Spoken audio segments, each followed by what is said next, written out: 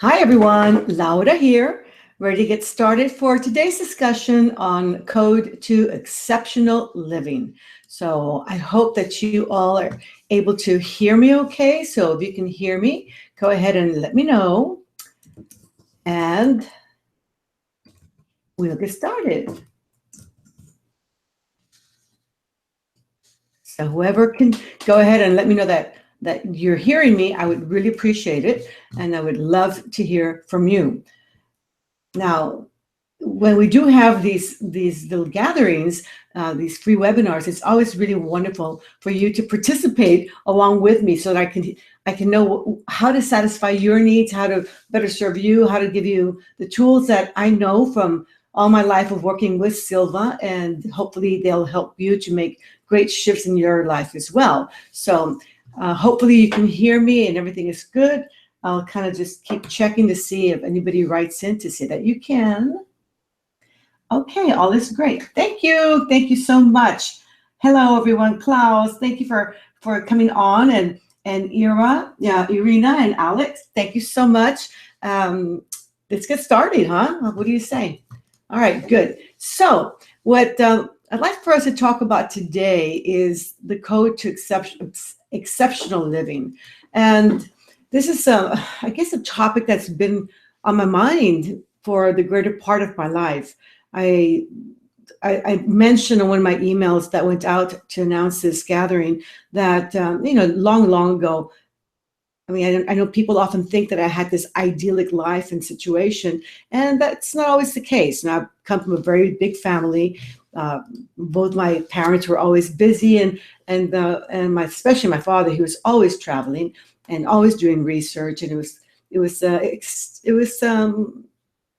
I'm sure it was not always easy on my mom to raise 10 children and then friends of children and so on and so forth, and lots of other outside family members and cousins and you name it. The house was always full. I mean, we always had lots of people in and out of the house. And, we had a lot of fun. There's a lot of love. There's a lot of goodness and a lot of happiness as well, obviously. But things happen, and not only in big families, in all families, but things happen that can really mar a person or a young child for quite some time. And I was no different than perhaps many of you who are online. I mean, I went through my trying moments, and I went through some hardships, and I went through some forms of sexual abuse that I kept locked up for a long time, because really as a child, you don't know how always to explain these things. And as you grow up, you start, I think, seeing world through different filters because of what had happened. And for me personally, I mean, I felt that something was wrong with me. I felt that I wasn't good enough. I felt that I was dirty in some ways. I felt that very guilty, even though I was very, young child, little girl, and all that happened. Long story short, and we've talked about things like this, maybe not you and I directly, but I do like to be very honest and very candid about things that I have gone through, and maybe the hard spots that I've been in, because I think it's important for people to understand also that things change. Things can change for the better if you really apply yourself, and that we all probably have a story to tell, a troubled past. We all have hardships in our lives, and we can't be pointing the finger of blame, saying, because of that, I'm having trouble. Because of that, I can't excel. Because of that, I can't be happy or live with abundance or love. And if we keep pointing that finger of blame, we're never going to come out of the dark hole, that darkness that maybe surrounds us from time to time. So I'm sharing this with you, this very personal story with you, because I think it's important that maybe you have a better, deeper understanding as to what did actually transpire that put me in this dark situation. Because of those experiences that I had that lasted actually for a few years, when I was, again, very, very young, I really went through looking at love differently, looking at relationships differently, seeking, I think, love for all the wrong reasons, and yearning for the right kind of love, but going about it all the wrong ways. I hung around with wrong people.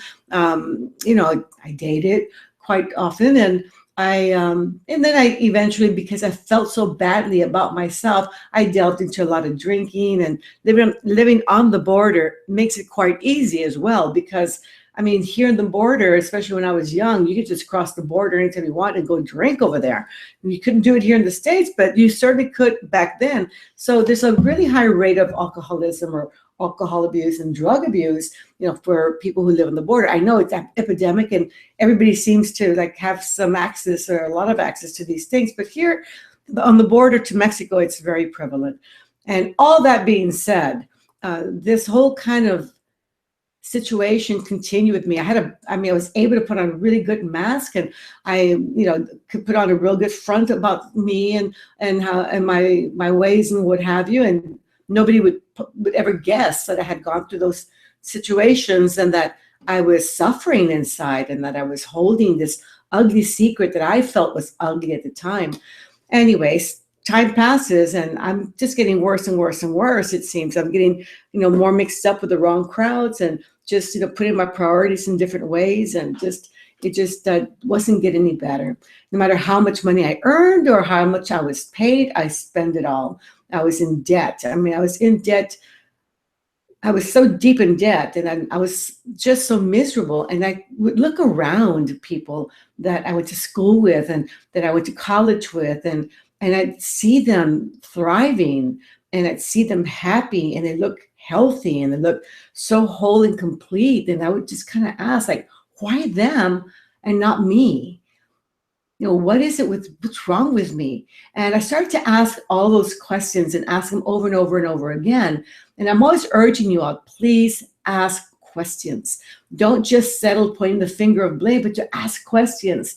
And we'll talk more about that as we move on with the topic of today. And I kept looking for answers and looking deeply for answers. And every time I would think about it, it would all go back to that experience of my childhood and my earlier years. And it had to, and I just knew it was there. And it was always like just hanging in there as energy occupying a big space inside of me that needed to burst out. And sure enough, I'm just so grateful that I had, good people around me, kind, loving people around me with skills as well, I at one point I just had to let it all out. And I did. I just burst out, and I started talking about it.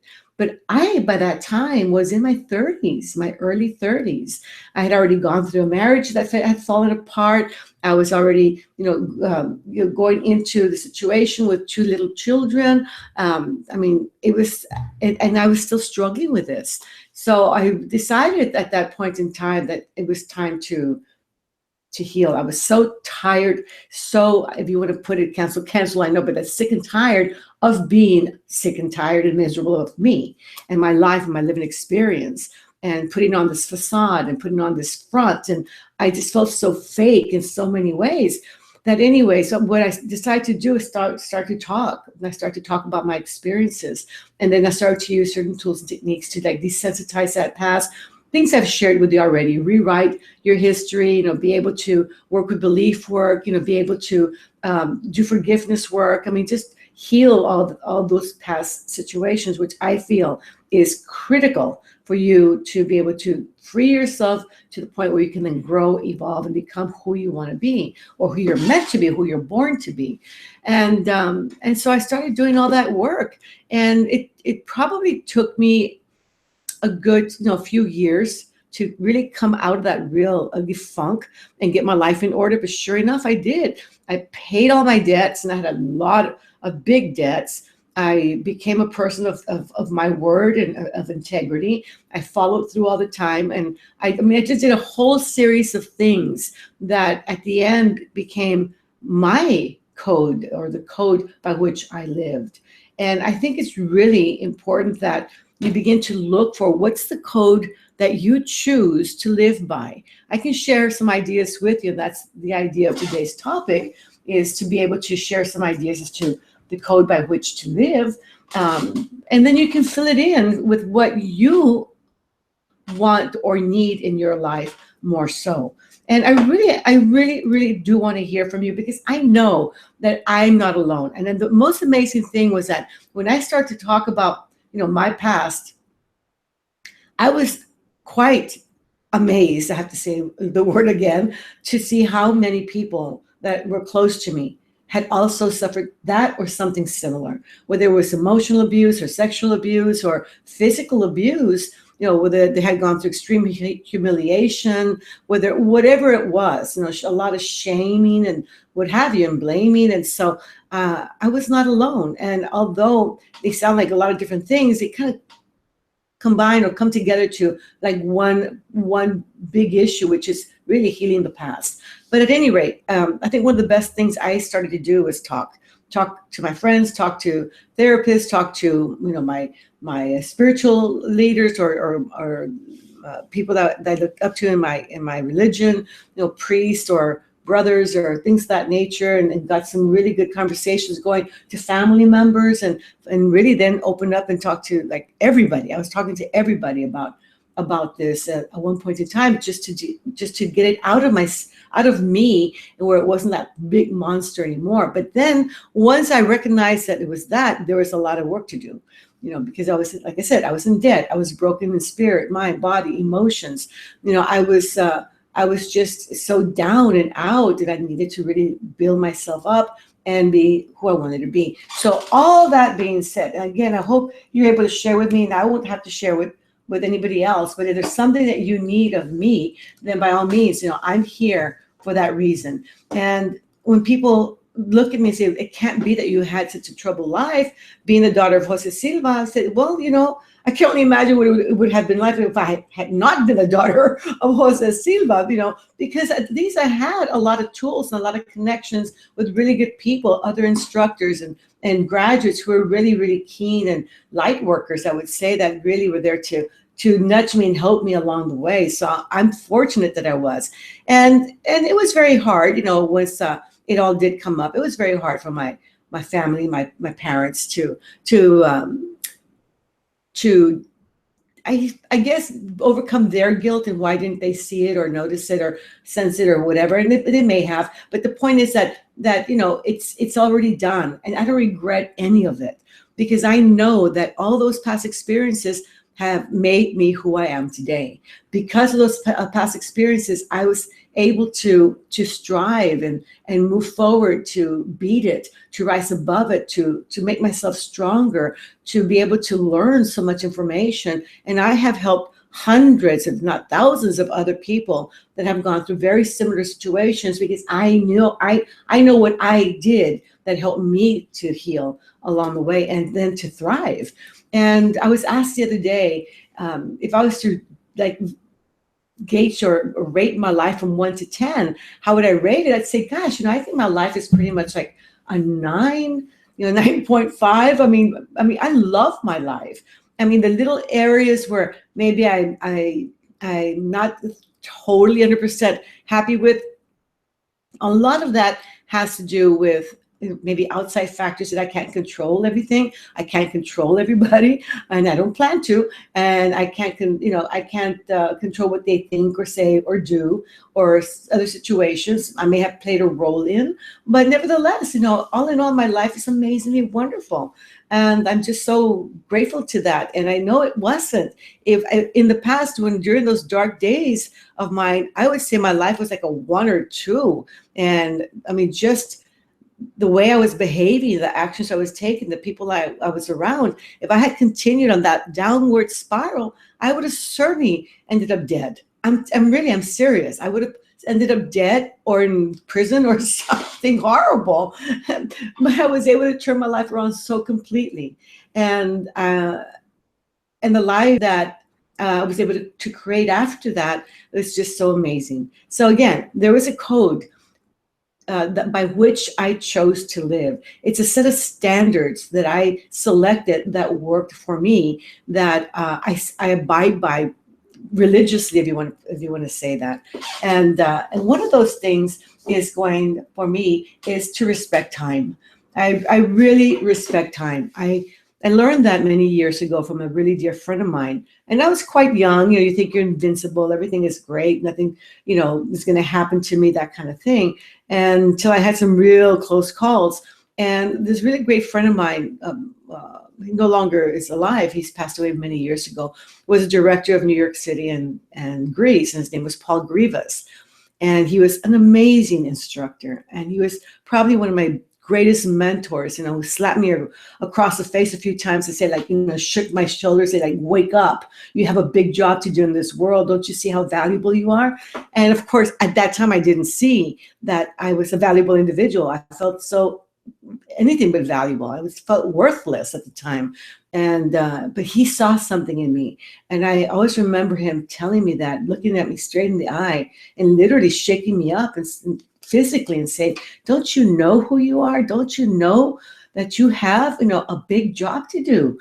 And it gets me emotional just to think about Paul and what he said. But he said, you have to respect time. And he goes, you never know how long you're going to be here.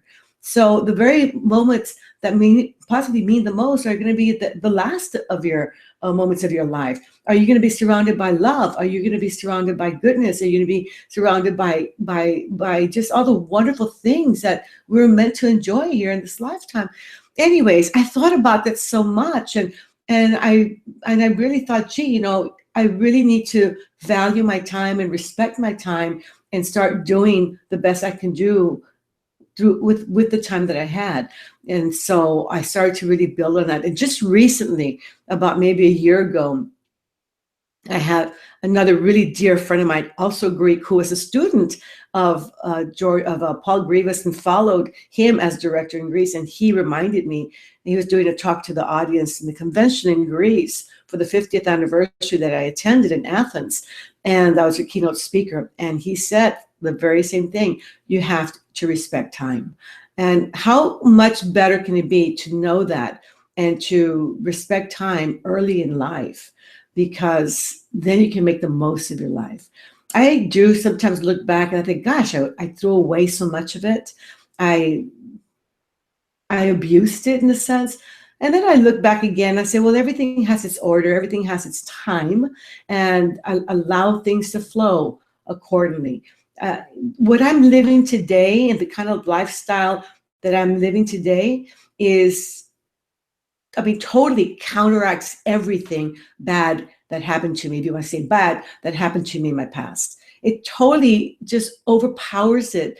It is just shines its wonderful light of love on it, that it just doesn't feel bad or ugly or problematic in any way to me anymore. Looking back, I know, like I said earlier, that's the reason why I am who I am today. And who knows, maybe I chose it to be that way before I came into this life, into this planet, this time around, or my only time around.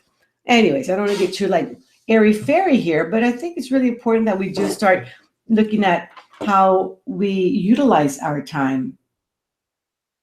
There's a little saying that goes on. I guess it was just kind of maybe a challenge that was going around that I sometimes use in the New Mind for Financial Freedom, or for the New Mind for Prosperity program, which, by the way, we launched next month. Okay, and we have some specials for you, really good stuff going on for this month. Black Friday is coming up next week, so be on the lookout. Anyways, that being said, that basically, we have like 86,400 seconds in a day in a 24-hour period of time. I may not have the numbers exactly right. And basically what we do is spend all of it, spend all of that. If you were to translate that into dollars, let's say you had $86,400 that you are free to spend any way you want. And you have to spend it all by the end of the day, because if you don't spend it all, then you don't get to use up what you don't spend. And the good thing is that the next day you'll have into this universal bank account another $86,400, but you have to spend it all. And when I start my seminars giving people $86,400 to spend, I tell them, write down, how are you going to spend all this money? And they I'm going to do this, I'm going to do that. And they have all these amazing ideas for the money that they're going to spend. And sometimes they don't even know how. And at the end I say, well, it's really not money, it's time. How are you going to invest or spend this time every day? We tend to value money more than our time most often. And if you were to put a monetary value on your time, how would you spend it? And what would be the best way of spending this time? Because it could also just stop all of a sudden and you'll have none of it left ever again. So it's kind of interesting way or perspective or a way to maybe reframe the most valuable commodity that we have, which is our time, and how to utilize it. We have so much value in our just existence, whether it's our time, our health, our love, just our attitudes, our perspective. And yet, it just flies. I mean, we're thinking like, oh my goodness, I was with some friends and they were commenting, my gosh, we're already doing Christmas shopping, like, and the year's almost over. And how can that be, kind of thing? It just flew. And it just seems that the older I get, the faster it seems to fly. So I do the most of being very attentive as to what's going on around me, being very attentive when I'm doing my exercise, when I do my ritual to enter sleep, and I'm grateful and I honor my sleep. I love to sleep 8 hours a night, so I look forward to that nice, long, restful, joyous sleep. And I'm very attentive to what I put into my mouth, when I eat food, and I chew slowly. Now, my husband tends to eat a lot faster than I do, and every time we go out to have dinner, he always tells the waiter, "You can bring her food out right away because she eats so slow that I'm done with mine before she's even done with maybe a quarter of her meal." And but I pay attention. I pay attention when I'm showering. I pay attention when I'm gardening. I pay attention when I'm washing dishes and cooking, food. And I just really and it makes my day, my moment go so much slower, and I feel so much more appreciation and gratitude for what I'm experiencing. So one of the things that I learned really when I started to do the best of my healing was to respect time, because life is finite, and we must live it well. And so what needs to be upgraded in your life and living experience?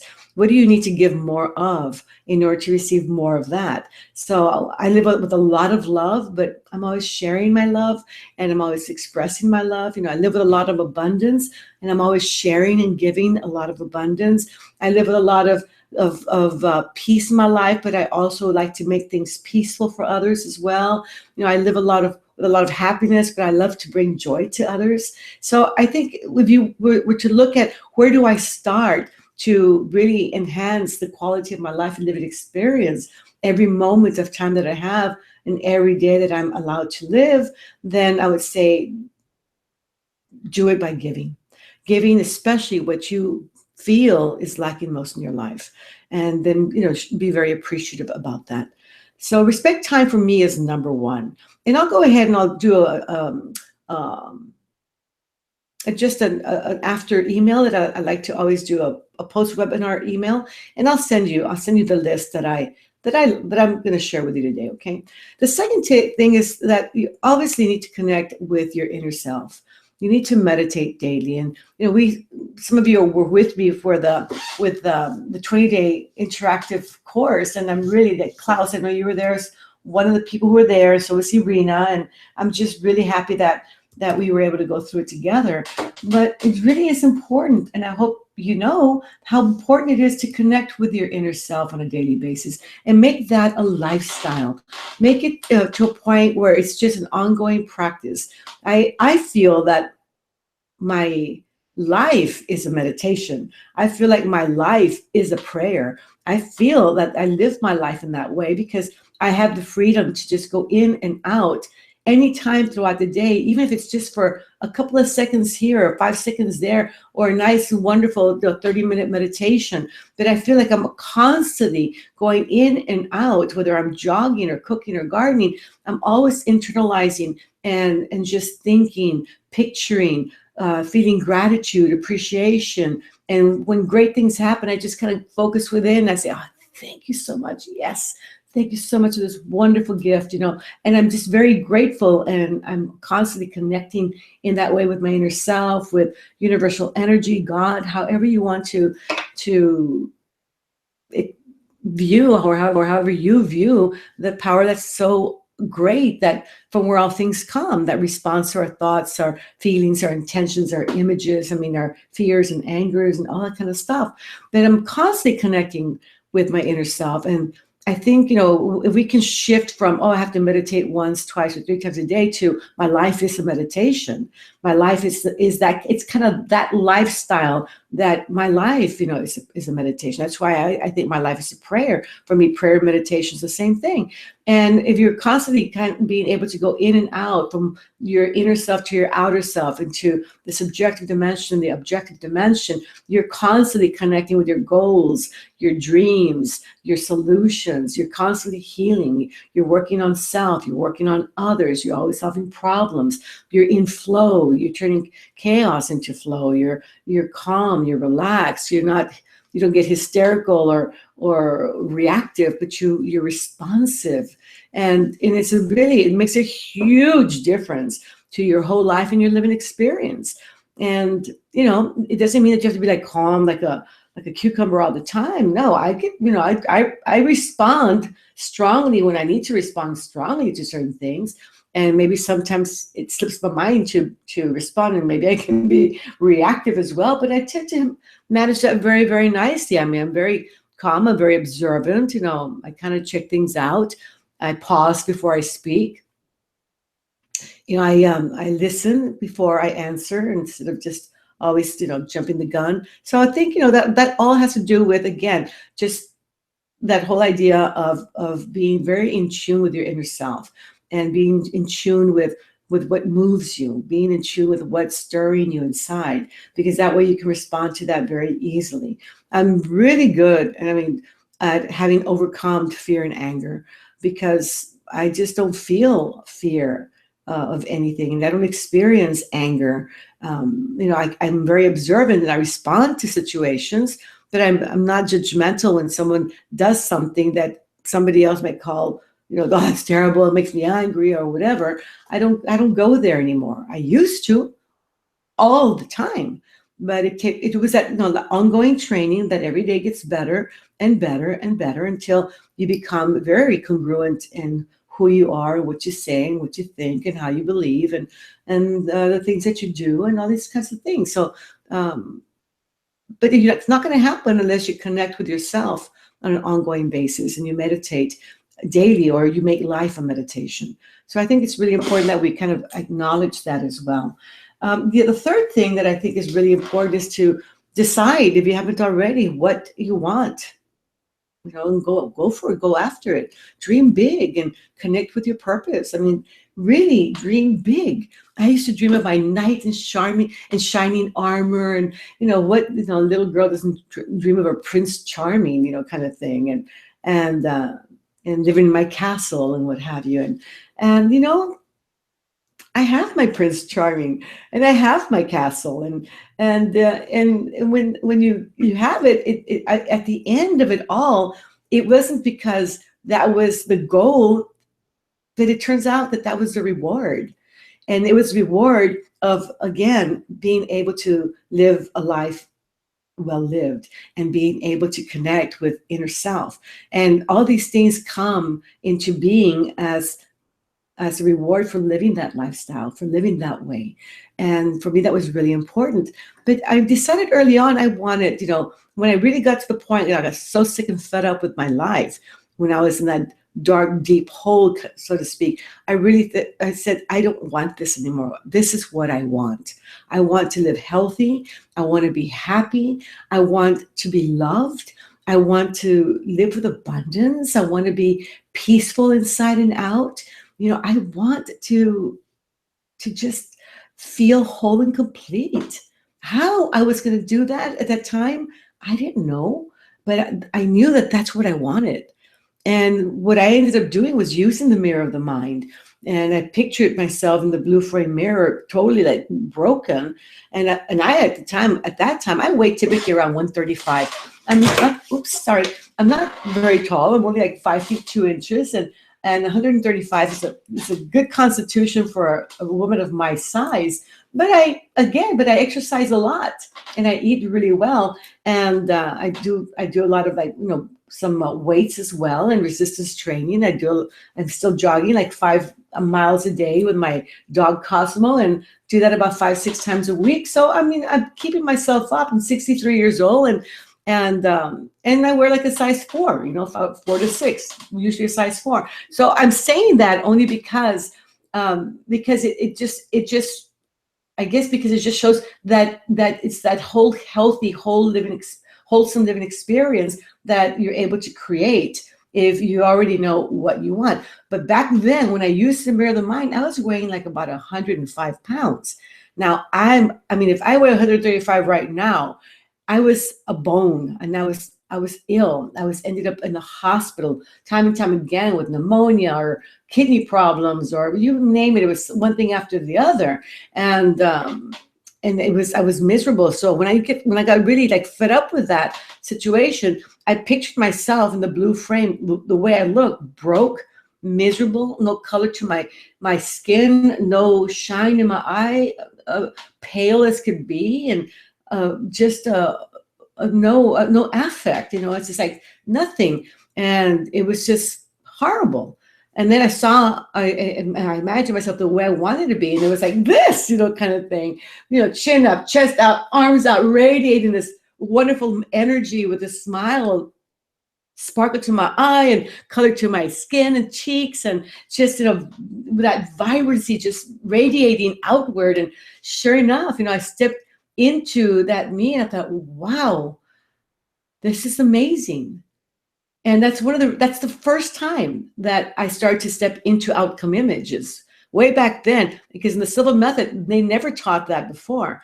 I brought that aspect into the whole experience, which then was adopted as part of the mirror the mind technique. But that was the first time back in my 30s that I started to step into the outcome image and really experience. So this is what health feels like.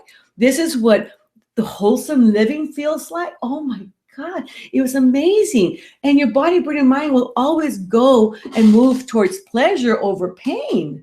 Now, mind you, before I had done that, I had stepped into the actual me image and tried to move that into the future, and there was no future. It just kept getting worse and worse and worse, and it was horrible. And I knew that if I didn't change, I wasn't going to live long. And so when I got back to the now position, I was like, ugh, it was like horrible. And then stepped into the future me in this white frame mirror of the mind. It was so different. And it was so amazingly wonderful. And sure enough, I kept doing that over and over and over again, because that was the best thing I had in my life, was the image of me in the white frame image, the white frame mirror of the mind. And when you can do that, when you do that, you know that you have hope for a future. You believe in a future, in a good future. And so I kept doing that over and over and over again, and connecting with what I wanted. I didn't know how I was going to get there, but in the big picture of things, I knew it was going to be healthy, it was going to be whole, it was going to be complete, it was going to be filled with love and happiness and abundance. I knew that. That was it. I was not going to waver from that.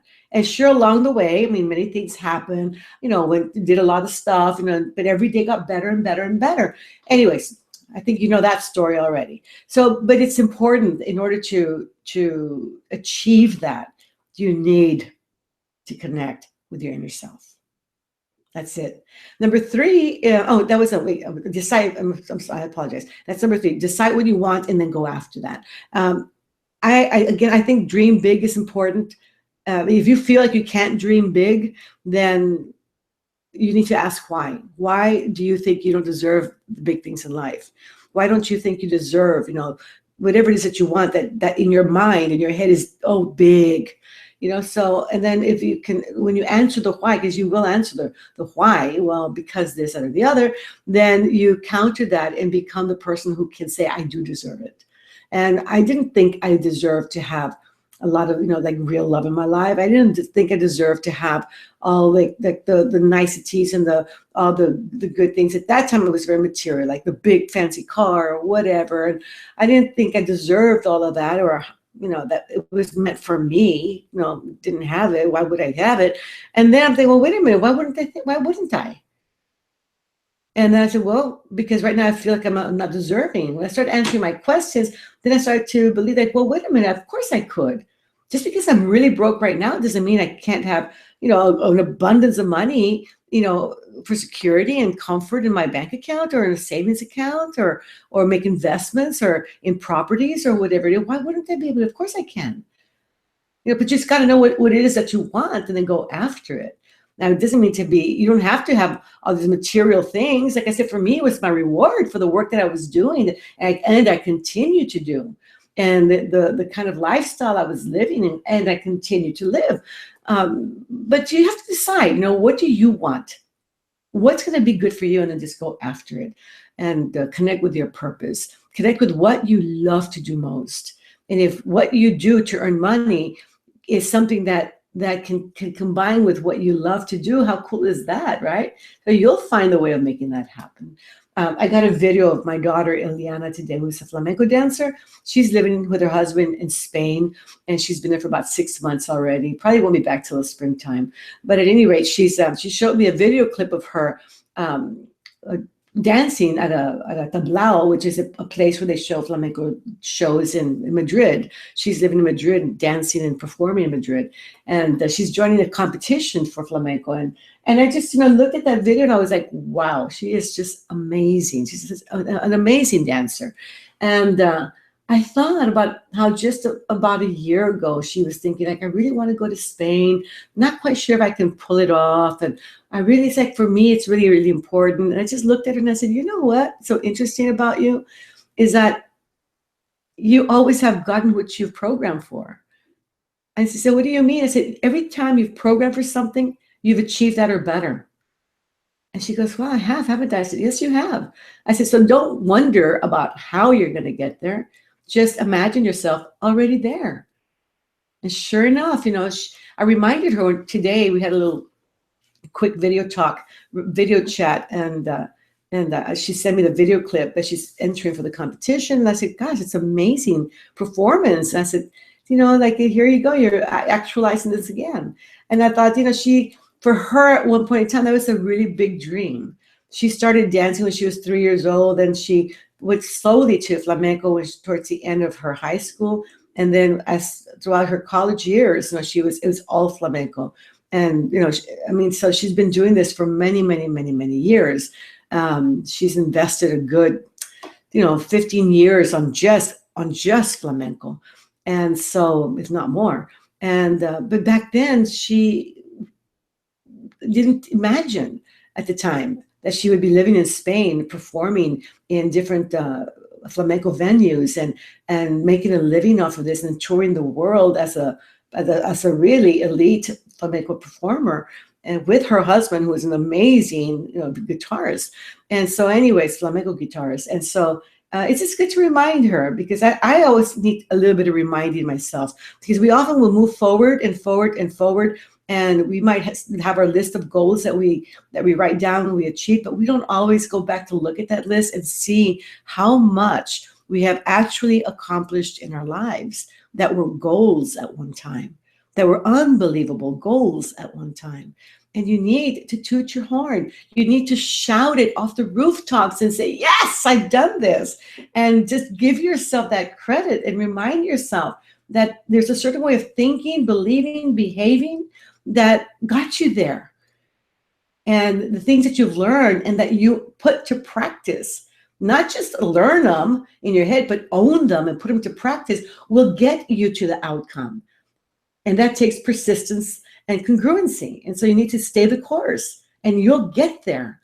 That's why it's so important to connect with your purpose, So anyways, the fourth one I would say is that we really need to just once and for all, if you haven't done so already, be accountable for all your creations, because you are a powerful creator. And if you're accountable for your creations, you're going to be able to create even greater things.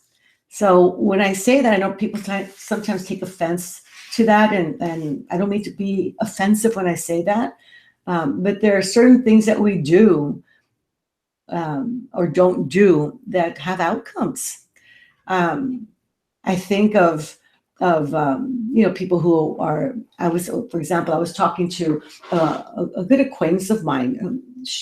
Her daughter's getting married, and my husband is a godfather to her daughter who's getting married, and so of course we're invited to all the pre-festivities of the wedding and so on and so forth, and she was complaining about, aching bones and joints, and she was complaining about having problems sleeping, and it was a bunch of women, and it was like a wedding shower, but it was small but very lovely, and she was commenting on all of these things, but she never once touched the fact that she's probably like 50 pounds overweight.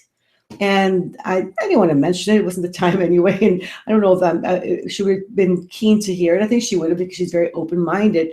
But she didn't even go there. And I know she's a smart woman. And I just felt like saying, well, reducing would help, kind of thing. And but people don't want to be, I think, held accountable in that way for certain things that they enjoy doing, like maybe perhaps overeating or eating certain things that keeps them maybe at that weight that then causes them to have excess, problems with their joints and bones and sleeping problems and on and on and on. And so I think, gosh, if you just decided to reframe your idea about food. I mean, food for me is fuel. It's what keeps me healthy. It's my medicine, basically. So I make really good food because I love tastiness. I love to cook. I love to please my husband's palate, So it gets really tasty, but it's very healthy, and I like my health better than going for like things that don't work for me food wise. But we need to be accountable for all our creations, in our relationships, and our career, and the kind of money that we make. I mean, just or earn. I mean, just the things that we're doing. I mean, just be accountable. Every time something that looks like that appears to be less than positive shows up in my life, the first thing I ask is, what did I do to create this? What did I do to create this, or what did I do to allow this to happen? And then right away, I think of, okay, how do I resolve this in the fastest way possible? And I'm really good to going to resolution right away. If it means I need to talk to someone, I'll talk to them. Now, if they don't want to respond or whatever, then I can't control that. And I'm going to rise above it and keep moving forward. But for all for anything that happens, I say, what did I do to create this? And of course, if it's a positive things that go on in my life, I know I'm creating them. Just keep doing the right thing and do it for all the right reasons. But if it seems less than positive, and I always give it a period of time to wait to see. Because in the beginning, some things might not appear very positive, but if you just kind of sit on it and keep doing the right thing for all the right reasons, and you think, you believe, and you act in very positive ways, and you have positive intentions, and surely sooner than later, you're going to see the journey that had to occur in order for that positive outcome to show up and get rid of all the gunk or the junk that was in the way. And so I just, when something appears to be negative, I just kind of observe it. I ask questions. I think about it. I say, what is the role I played in creating it or allowing it to happen? And then what are some possible outcome solutions? What can I do first, second, third? And then it's up to me. Do I want to? Do I not want to? Then if I choose, I don't want to do anything about it, then stop complaining. If you don't do anything to fix it, then you lose your right to complain. So either do something about it or don't complain. Okay, but you're creating it. You're creating every single thing in your life. And sometimes your creations happen in an instant, and we know that. Sometimes a wrong turn, or not being focused, or lack of concentration, not paying attention, maybe a wrong or bad word that you used to someone that was, they took it wrong or whatever. So, but if you are in tune with your inner self, you'll know, and you'll be in flow, and you'll make corrections as you go, or you prevent things from happening, or you respond with appropriately. And so you'll be in that flow anyway. But I think that one of the biggest and hardest lessons is to to acknowledge accountability for all creations in your life, all of them. And then you know that you have choice to stay where you are or make it better. Okay. And then 5 is, I think, also really important. I mean, I say this because that's how I opened up. This is that we need to heal old wounds. And I read somewhere as I was, I guess, posting something on Facebook that your past experiences weren't meant to be a life sentence. They were meant for life lessons. And it really rung true to me. I could have, maybe lived the rest of my life miserable and having a horrible life, being angry at the world and pointing fingers and being reactive, had I not looked at my past experiences and saw them as lessons. How do I grow from this? What do I learn? How has it made me stronger, bigger, better, more? How has it empowered me? How can it help me to help others? How do I empower others by what I have already gone through and the lessons I have learned? And so all of these things, are things that help me to heal those old wounds. And a lot of old wounds that happen with those experiences and things that happen sometimes, with all your relationships, the people you've come across throughout your life, family members as well, and whatever. I mean, so how do we heal those old wounds? And we've gone through a lot of conversations about healing old wounds, about doing inner child work, talking to the child you, informing the child you, working with belief structures and creating new beliefs and that kind of thing. All of these things really help. And forgiveness. Forgiveness is a true healer. I, went through the whole process of forgiving myself, forgiving the offenders, the forgiving, just on and on. So it just, to forgive and be forgiven and to forgive self, is really important. And to ask for forgiveness as well, because I'm sure there's people I have offended. And so, I'm a real big believer in asking for forgiveness and also doing meditations where I'm forgiving and I'm also asking for forgiveness. And I think it's very important. So heal old wounds is really good. And you have a wealth of tools to do that with. Now, we've done the eye movement desensitizing reprogramming, and we've done similar things like clearing the mental screen. I think I even mentioned things like the Bandler and Grinder or the NLP, which is a theater technique, which is really good. We have several exercises on forgiveness, and we've got creating new beliefs or the other one was changing limiting beliefs. So there's a lot of stuff. There's also the mirror of the mind that you can utilize. You can just go into your laboratory and bring people that you need to forgive into your laboratory and forgive them subjectively first. And you may or may not, have a need to forgive them physically. And sometimes these people are no longer alive. So you need to forgive them subjectively anyway, just release them and let it go. Let's always remember that forgiveness has nothing to do with condoning the wrong. It only means that the action is past and you choose to live in the now. You cannot live in the past. And if you're stuck in not forgiving, you're stuck in the past. In order to free yourself to move freely into the future, you need to live in the now.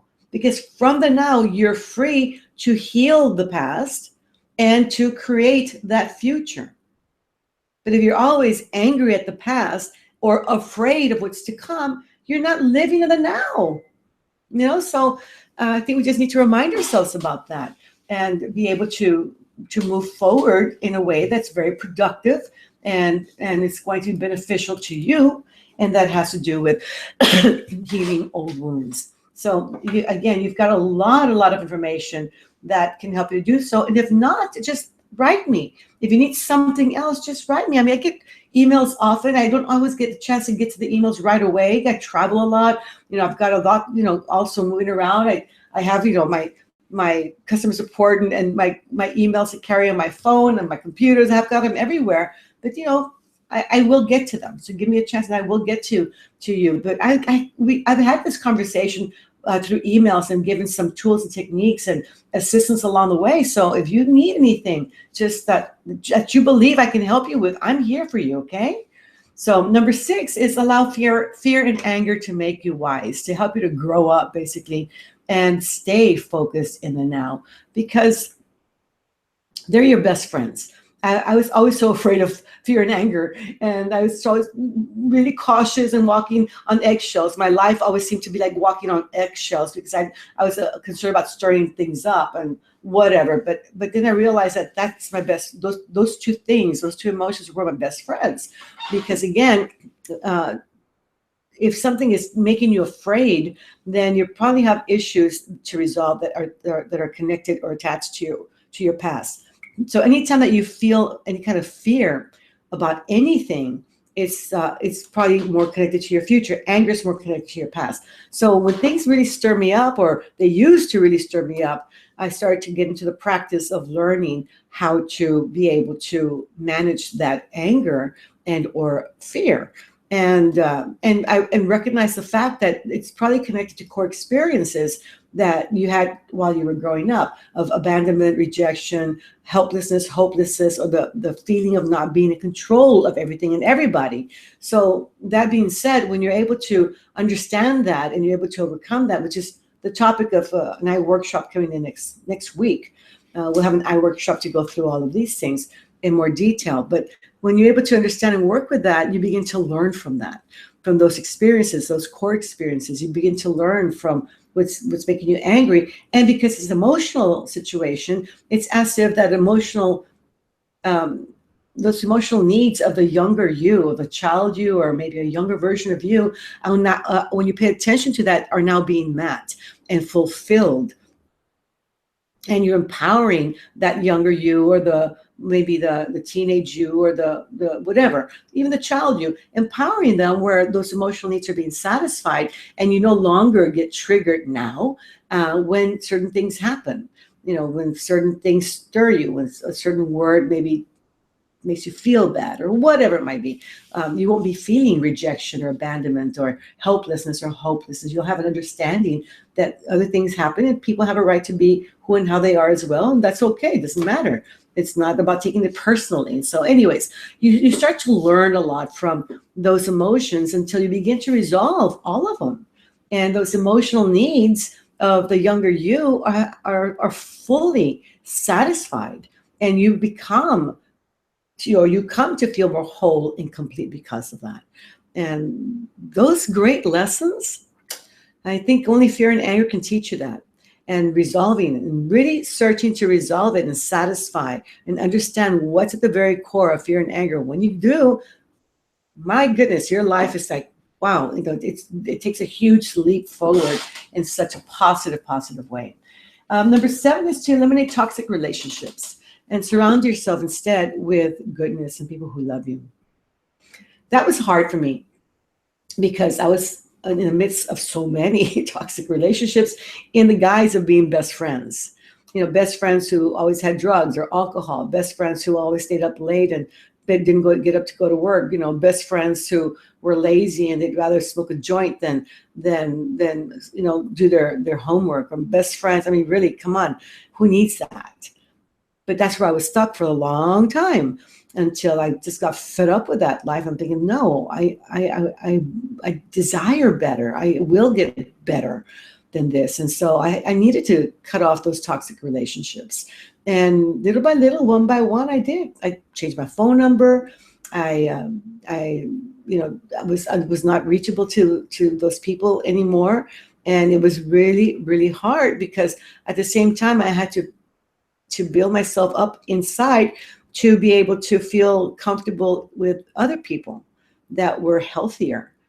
And I took a chance. I took a chance on me. I took a chance on people who knew my struggle and were willing to work with me. I took a chance, and I was courageous enough to say, what do I have to lose? I'm at rock bottom already, and I could only go up, and that's where I wanted. I wanted to go up. So I did eliminate all my toxic relationships and just got rid of them. And there were a lot of them, and it was took a little bit of time, but I did it. And sure enough, started to just completely create a whole new life and surround myself by really great people. And that continues on today. Number 8 is to make, in order to make the biggest changes for me, I always encourage this up to you as well, was to start with the lowest hanging fruit. Really said, what was some of the easiest things I had full control of that didn't depend on anybody else, but only depended on me, was to change my thinking. And I worked hard at that, to change my beliefs and my belief structures, my old thoughts that were running my life, and my actions. So I improved every single day, and it continues even today. Improved on my thinking, my believing or my beliefs, and my actions. If you just do that one thing, you will make great strides in your life, undoubtedly. And it's something that I know you've heard me talk about so much, but that's how important it is. They're invisible things. And because they're so invisible, they're intangible. And because you're intangible, a lot of people don't value that. I think you're different. I think you're the kind of person that really does value that intangible aspect of you, because that is what gives rise to all things physical around you. Your creations. It goes back to being tied up with that you are a powerful creator. So you need to recognize how powerful you are. But you can't be a powerful creator. I mean, you can, but in a negative way. If your thinking is negative or bad, or your beliefs are lousy and unresourceful, and your actions suck, you didn't have that kind of creations. So the fastest, easiest thing to turn your life around is to start with the lowest hanging fruit. That's easy. And then number 9 was to be very conscious about the fact that you have choice, and you are at a choice point so many times throughout the day. Whether the time you wake up, what to wear, what you're going to do first, what you're going to put in your mouth first, whether you go exercise, whether you don't go exercise, whatever it might be. The main thing is to choose healthy. Simple. Isn't it simple? Just choose healthy and do so congruently. Live congruently. So no matter what it is, you choose healthy and everything you do, and you do it across the board. And you're going to find, like, wow, not only is it so much easier, but it's so much more fun. It's so much more enjoyable, so much more peaceful to be able to live that way. And number 10, I'm only share 10, is because we can talk about these kinds of things forever, right? Is to stay the course. Don't give up on yourself. Learn, grow, evolve, and that really does happen when you stay the course.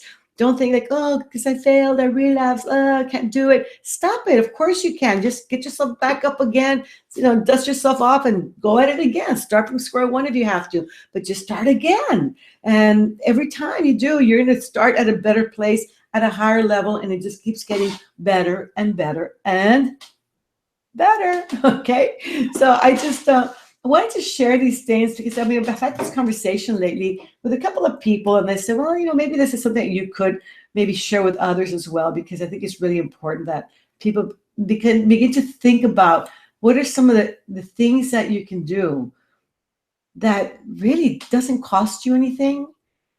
And it just takes you to commit to your vision of what you want to create in your life, and do it with great love, appreciation, and respect. When you come to be the person you love, admire, appreciate, and respect, everything else is like heaven. All right. So I hope this helps, and I hope things are really going smoothly for you this time of year, and that things continue to get more and more exciting as you move forward in these days ahead. And by all means, if there's anything I can do to help you, just write me, and I'll write you back, and I'm here to serve you in always possible. Okay. Love you guys. Thanks for sharing your time with me. I really enjoyed being here with you today. And next week we have a workshop coming up, and we'll have some good, it'll be a 3-hour workshop. It'll be some great conversations on how to alleviate stress, eliminate it completely from your life. And we'll talk a little bit more about things that have to do with fear and anger, and really just get the little monsters out of you once and for all, because you don't need to live with that. All right. And be on the lookout for Black Friday offers. Okay. All right, guys. Love ya. Talk to you soon, and we'll keep in touch. All right. Don't be a stranger now. Okay. All right. Love you. Bye.